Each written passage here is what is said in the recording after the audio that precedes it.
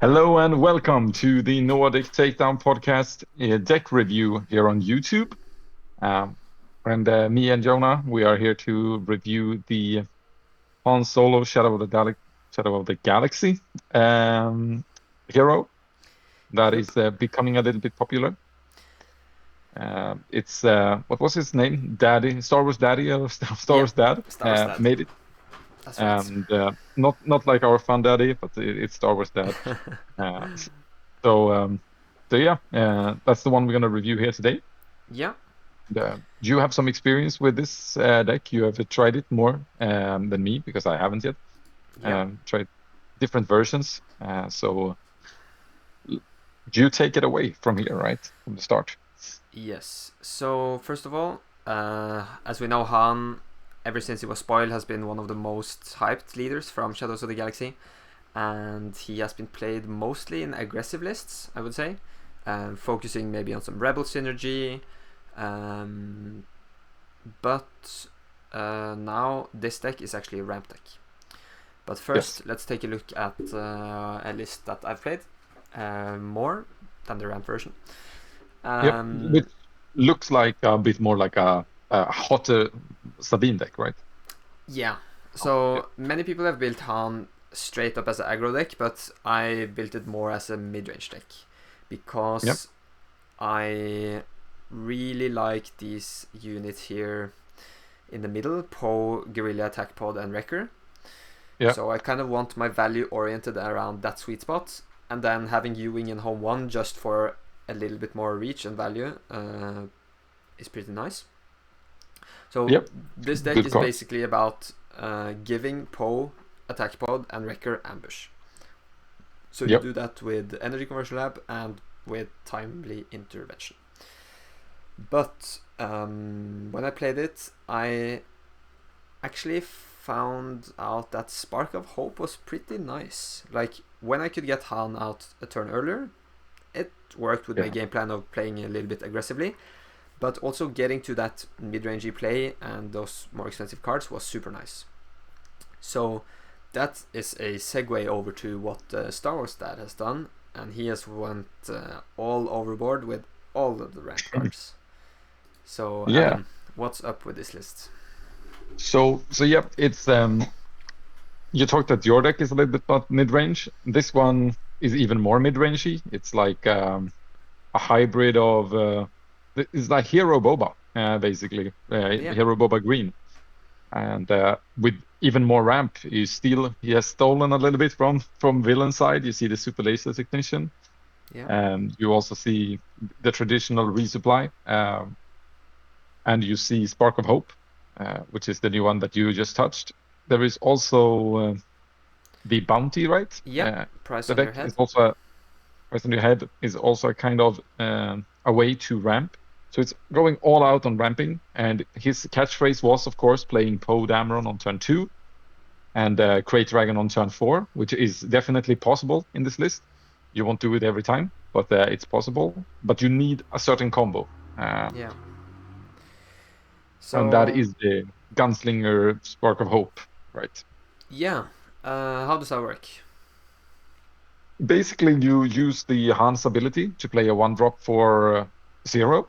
Yeah, And because it takes 2 damage, in this case, the Gunslinger dies, which means you then can play Spark of Hope and ramp already on turn 1, nice. which means because of you have a Hans ability next to turn 2, you can afford to play Poe Dameron for 4, and that is pretty sick. Yeah, Or you can choose to ramp even harder if you see that you have Crate Dragon or Relentless Walker incoming.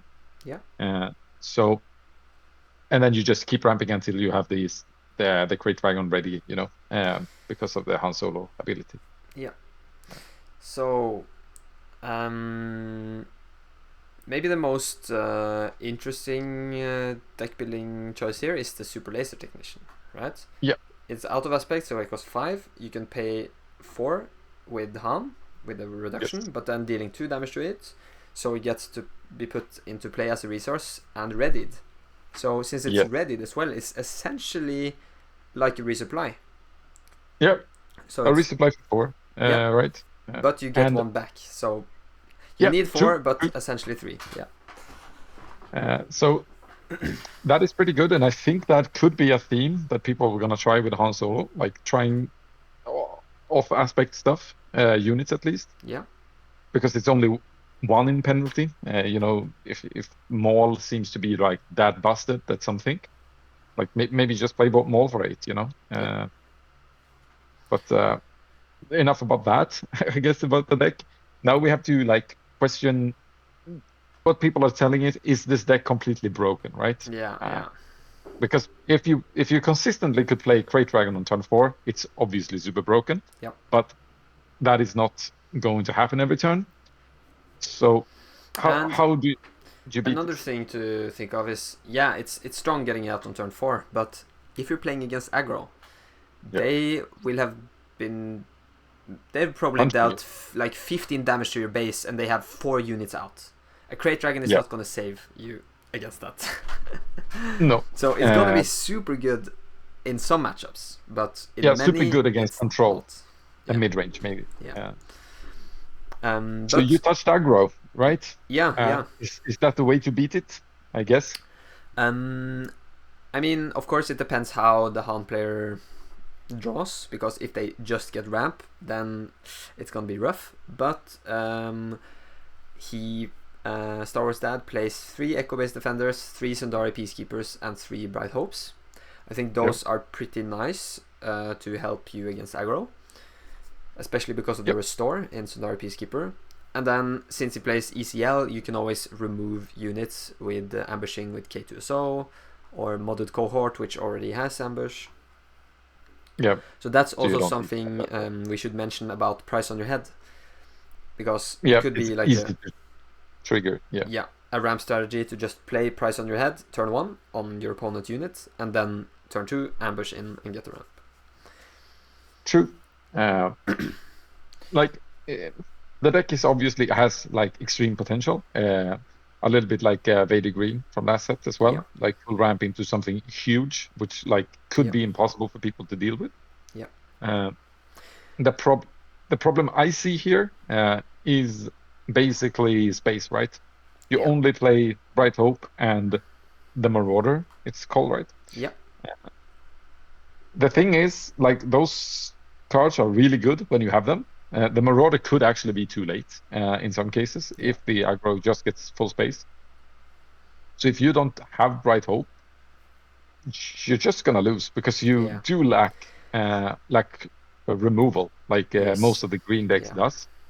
Direct removal is just non-existent. And to be honest, I do think we're gonna see more aggro decks that have space as a game plan, especially in Yeah, Cunning with the new spaceship, Lurking Tie something. It's a yeah, 3-cost 2/2 with Raid 2, so it hits for 4, and it can't be damaged by cards. yeah. That's That pretty is pretty insane. good. Yeah, that's And it pretty can't good. be defeated by cards either. So if you play a what's it called, Power of the Dark Side, you can just Yeah. choose your tie and it doesn't die. Oh, yeah. I That think that you is are allowed to choose it, but yeah. they But might even if need it's to the clear last it. card, you just can't play that anyway, Yeah, so it's still good. yeah. So I think space with, for instance, Gar Saxon, Boba, or even Lando might Yeah, see some or space there. Sabine, Yeah, just true. or like maybe a Han that is just focused on aggro Yeah, and just has put more space. So yeah, yeah, yeah. Okay, but one thing we should mention before we go into our closing thoughts is Crate Dragon, right? yes, You called um, it as when we yeah, saw this card, like this card is busted, and what do you think? yeah. I think this card is insane. We we discussed it, and I think even Star Wars Dad talked about it that it's not going to remain like this forever. It's probably going to get nerfed, errata, or like restricted list banned or something at some point. Yeah, It's a legendary in this set, so they cannot do it right away, or they have to do it pre-release so people don't start trading for it and stuff. But this card and Poe Dameron is so good, maybe the best 2 legendaries in the set. Yeah. and he has crammed them into the same deck. Yeah. And that is a very good recipe for a good mid-range to late game deck, I Yeah. would say. I think that's also how this deck shines. It's if you draw Poe and Crate Dragon. If you don't, Yeah, it's not that good. exactly. Yeah. Okay, but we had some closing thoughts. We've mentioned a lot of this already. First, a little bit critiquing it. You might need Yeah. more anti-aggro cards here. Yes. And the games I've played it, I found the ramp was nice, that it's 12 cards of ramp. It gives you a lot of consistency, but it really sucks to draw ramp after the first 4 turns. Yeah, That's an it really instant does. resource, right? You don't want to see that card anymore. So I Yeah, think it might be a little too much. exactly. Too But much of the good fun. yeah, Yeah. yeah. But I think it's still a cool game plan. Yes. And then Yeah. one thing we also talked about, that if you want to dive deeper into this game plan and really push for that turn for Crate Dragon, you could consider adding more 1-drops. Yep. For instance, Uh, Maas. yeah. I mean, she's not the best, but she's not useless. And if you play Ewing, she's really nice to get in with Ewing. Yeah. And she works with the same combo as Reckless Gunslinger, where you can just kill her and then Spark of Hope turn 1. Yeah. I agree. And like, if aggro seems to be like a big problem, you could also switch to the 30 HP base. Yeah. It doesn't destroy everything for you. It's a little bit worse for some things, but gives you more time to ramp and get to maybe Walker or Great Yeah. Dragon, for example. And I think if you ramp that much, then you're fine with paying the premium with timely intervention, right, to get Yeah. ambush. Yes, I agree. Yeah. And we had a little bit discussion about cards that could be missing from this list, and we think maybe Tech. Yeah. Tech seems to be like a really, really good card for Hero, since he's just Hero. And like a 2/5 for 3 that just gives everything smuggle. He's a very good value card, like all over. Yeah. And we'll see. Maybe it's missing. Maybe it just doesn't fit in this Yeah. system. But I think he's a card you should consider in every hero deck, basically. Yeah. At least. I think like in this deck, if you just resource it early, and then as soon as you've ramped up to like 9-10 resources, then you can just Yeah. smuggle it from your resources, and you have access to so much value. Yes. So yeah. All right. That All was right. it. Deck Yeah. definitely looks So cool. looks cool. Probably beatable, right, by aggro. Yeah. It looks like. Yeah. If you're gonna be a late game, you might be sad. Yeah. if So running this is into kind of maybe more of a meta deck, right? You really have to see Yeah. if it's gonna fit. But right now, the way I see it, it's not tier 1, because Yeah, there's not so yet. many aggressive decks out there. Yeah. And with some adjustments, it could be like Yeah. if it somehow managed to solve it. But right Yeah. now, it's a little bit unbalanced. I think Han in general is amazing. So just keep on playing Han, and you will find a really Yeah. good list that works Yes. in your meta. Agreed. All right. Thanks for watching. Thank you. See ya. And if you want any other decks reviewed, let us know. Of course, yeah. And don't forget to like, subscribe, and follow. Yeah. All right, that's it. Bye bye. Yeah. Bye.